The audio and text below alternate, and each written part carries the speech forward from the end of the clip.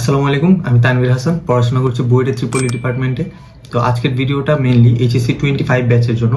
HSC 25 তোমরা হচ্ছে এই মাসের 10 তারিখে বুয়েট অ্যাডমিশন এক্সাম দিতে যাচ্ছ। তো তোমাদের এই সময়টাতে মানে এক্সামের 3-4 দিন আগে তোমরা হচ্ছে মেনলি এক্সাম হলের যে এক্সপিরিয়েন্স ভিডিওগুলো এগুলো একটু বেশি দেখতে চাও। তো অ্যাজ এ স্টুডেন্ট আমি হচ্ছে এক্সামের 3-4 দিন আগে এইসব ভিডিও হচ্ছে ইউটিউবে একটু বেশি সার্চ করতাম, যাতে এক্সাম হলের এনভায়রনমেন্ট বা এক্সাম হলে যে এক্সপিরিয়েন্সগুলো ওইগুলো যাতে একটু জানতে পারি বা কিছুটা আইডিয়া নিতে পারি। তো আজকের ভিডিওতে হচ্ছে আমি আমার বুয়েট অ্যাডমিশন এক্সামে যে এক্সাম হল যে এক্সপিরিয়েন্সটা সেটা শেয়ার করতে যাচ্ছি। তো আমাদের বছর মানে 2024 সালে আমাদের বুয়েটের প্রিলিমিনারি এক্সামটা হয়েছিল জানুয়ারি 23 তারিখ, আর আমাদের রিটেন এক্সামটা হয়েছিল ফেব্রুয়ারি 13 তারিখ। তো যেহেতু আমাদের বছরই শেষবার প্রিলিমিনারি এক্সামটা হয়েছিল, তো প্রিলিমিনারি এক্সাম নিয়ে হচ্ছে আজকে আর কোনো কথা বলবো না। আজকে জাস্ট রিটেন এক্সামে আমার এক্সপিরিয়েন্সটা শেয়ার করবো। তো আমার হচ্ছে প্রিলিমিনারি আর রিটেন দুইটা এক্সামে ট্রিপলি বিল্ডিং মানে ট্রিপলি বিল্ডিং মানে ইসি বিল্ডিংয়ের ট্রিপলি উইঙ্গে হয়েছিল। আর কোইন্সিডেন্টালি আমি বর্তমানে ট্রিপলি ডিপার্টমেন্টে আছি। তো আমাদের বাসা থেকে ইসি বিল্ডিংয়ের ডিস্টেন্সটা হচ্ছে মোটামুটি 5 মিনিটের ডিস্টেন্স। তো 13 তারিখ মানে ফেব্রুয়ারি 13 তারিখ সকালে আমি হচ্ছে আব্বুর সাথে প্রায় এক্সামের 1 ঘন্টা আগে বাসা থেকে বের হয়েছি। বের হয়ে হচ্ছে এক্সাম হলে পৌঁছেছি। তো এক্সাম হলে পৌঁছানোর পর দেখি ইসি বিল্ডিংয়ের সামনে অনেক স্টুডেন্ট হচ্ছে রাস্তার মাঝখানে রাস্তার সাইডে বই খাতা নিয়ে পড়তেছে। কেউ কেউ ক্যালকুলেটারে টাইপিং করতেছে, কেউ খাতায় লিখতেছে। তো মানে এক একজনের এক এক কাজ। তো এটা দেখে মোস্ট অফ দ্য স্টুডেন্ট হচ্ছে নার্ভাস হয়ে যাবে এখানে, কারণ যে তার কম্পিটিটররা হচ্ছে বাইরে এভাবে পড়তেছে বা শেষ মোমেন্টে নিজের প্রস্তুতিটা আরেকবার নিতেছে। বাট আমি জাস্ট বাসা থেকে গিয়ে আর ডিরেক্টলি এক্সাম হলে চলে গেলাম এক্সাম দেওয়ার জন্য। তো ওই মোমেন্টে আসলে আমার তেমন একটা নার্ভাসনেস আসে নাই, কারণ আমি কনফিডেন্ট ছিলাম আমার প্রিপারেশন নিয়ে। আমার কাছে মনে হয়েছে যে আমি যতটুকু প্রিপারেশন নিয়েছি এটা আলহামদুলিল্লাহ এনাফ, এটা দিয়ে ইনশাল্লাহ হয়ে যাবে। তো এই কনফিডেন্ট নিয়ে আমি এক্সাম হলে ঢুকছি। আমি আর কারোর দিকে তাকাই নেই, কে কী করতেছে এগুলো দেখিও নি। তো এক্সাম হলে ঢোকার পর আমি প্রায় 40 মিনিট আগে এক্সামের রুমে গেছি। তো যাওয়ার পর আমার একজন সিনিয়র ভাই আমাকে আগে বলছিলেন যে যে কোনো এক্সামের আগে মিষ্টি জাতীয় কিছু যদি খাওয়া যায় তাহলে হচ্ছে ব্রেনটা শার্প থাকে। তো ওই কথা মতো আমি হচ্ছে প্রত্যেকটা অ্যাডমিশন এক্সামের আগে একটা করে পিনাট বার আমার সাথে রাখতাম। তো বুয়েট এক্সামের দিনও একটা পিনাট বার ছিল আমার পকেটে। তো এক্সামের আগে আমি ওই পিনাট বারটা খাইছি। দেন আমার একটা খারাপ টেন্ডেন্সি আছে যে এক্সামের টাইমে আমার ঘুম আসে প্রচুর, ঠিক আছে? তো এই জন্য আমি হচ্ছে ওয়াশরুমে গিয়ে মুখ টুক ধুয়ে একবারে আসছি, এসে বসছি আমার সিটে। তো আমাদের হচ্ছে বুয়েটের রিটেন এক্সামের খাতা, রিটেন প্রিলিমিনারি সবগুলোর খাতা হচ্ছে 10 মিনিট আগেই দিত।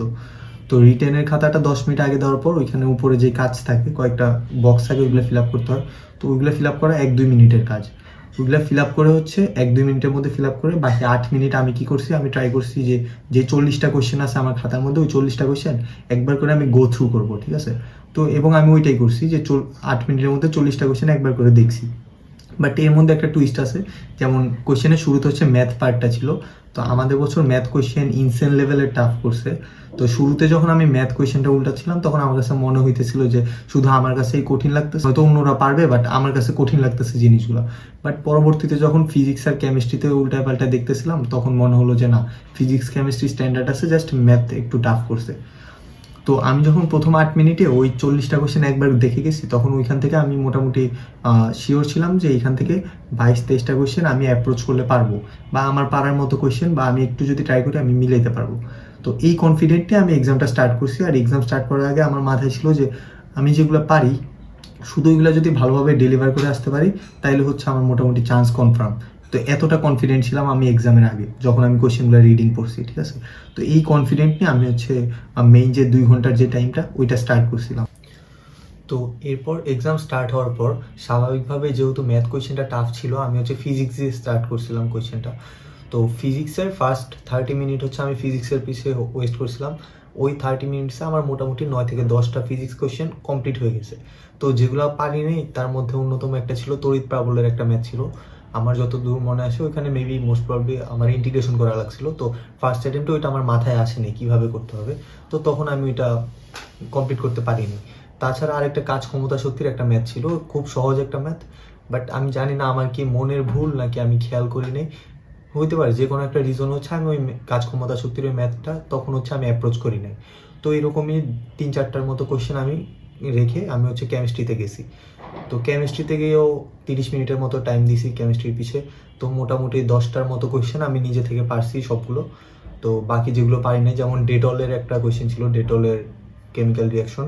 তো ওই কোয়েশ্চেনটা আমাদের বছর চুয়েটের অ্যাডমিশন এক্সামে আসছিল। বাট আমি যেহেতু চুয়েটে এক্সাম দিই নাই, তো আমি হচ্ছে ফ্যামিলিয়ার ছিলাম না ওই কোয়েশ্চেনটার সাথে। আর আমার ফ্রেন্ডরাই যারা চুয়েটে এক্সাম দিছে তারা হচ্ছে খুব ইজিলি 1 মিনিটের মধ্যে ওই কোয়েশ্চেনটা সলভ করে ফেলতে পারছিল।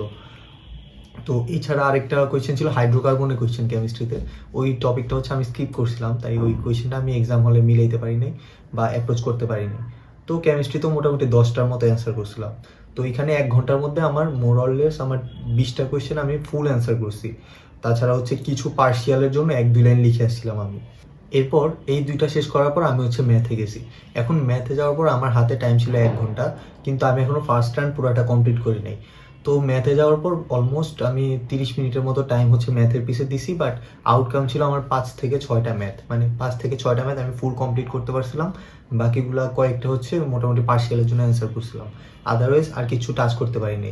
এর মধ্যে ম্যাথের ফার্স্ট পেজে আমাদের হচ্ছে পলিনোমিয়ালের ওই কোয়েশ্চেনটা ছিল, অনেক কঠিন একটা কোয়েশ্চেন, মানে এক্সাম হলে দেখলে যে কারো কান্না আসার কথা এই কোয়েশ্চেনটা দেখলে, যে এতদিন কি পড়ছি আর এখন এক্সামে এটা কি আসছে, মানে এত টাফ এত ট্রিকি, মানে ওইটা যদিও ক্যালকুলেটর সেভ করে হচ্ছে অ্যান্সার বের করা যায়, বাট এত কিছু তখন এক্সাম হলে আমার মাথায় আসেনি। তো আমি হচ্ছে স্বাভাবিকভাবে ওইটা দেখে ভয় পাইছিলাম যে ম্যাথ কেন এত কঠিন করছে।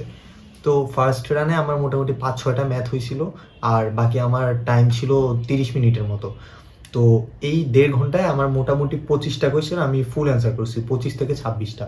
আর যে বাকি 30 মিনিট ছিল, এই 30 মিনিটটা আমি হচ্ছে সেকেন্ড রানের জন্য রাখছিলাম। সেকেন্ড রান বলতে আগে ফিজিক্স, দেন কেমিস্ট্রি, দেন আবার ম্যাথে আসছি। তো সেকেন্ড টাইম যখন আবার আমি সলভ করা স্টার্ট করছি, ফিজিক্সে হচ্ছে আমার যে তড়িৎ প্রাবল্যের ম্যাথটা আমি ফার্স্টে ফেলে আসছিলাম, ওইটা আমার মোটামুটি সলভ হয়ে গেছে সেকেন্ড টাইম যখন অ্যাপ্রোচ করছি। দেন আরেকটা যে ম্যাথের কথা বললাম, কাজ ক্ষমতা শক্তির ওই সহজ ম্যাথটা, ওইটাও আমি হচ্ছে নেক্সট টাইম দেখে হচ্ছে আমি বুঝছি যে এটা আমি হয়তো ভুলে স্কিপ করে গেছিলাম, তো ওইটাও আমি সলভ করে ফেলছি। তো এরপর হচ্ছে কেমিস্ট্রিতে গেছি। কেমিস্ট্রিতে গিয়েও হচ্ছে একটা ওই যে রেট অফ রিয়াকশনের একটা ম্যাথ ছিল, যেটা আমাদের কুয়েট এক্সামেও আসছিল, বুয়েটেও আসছে। তো ওইটা ফার্স্ট অ্যাটেম্পটে মেবি ব্ল্যাঙ্ক রাখছিলাম, পরের বার ওটা কমপ্লিট করে ফেলছি। তো ফিজিক্স আর কেমিস্ট্রি মোটামুটি 10 মিনিটের মধ্যে এখানে কভার হয়ে গেছে।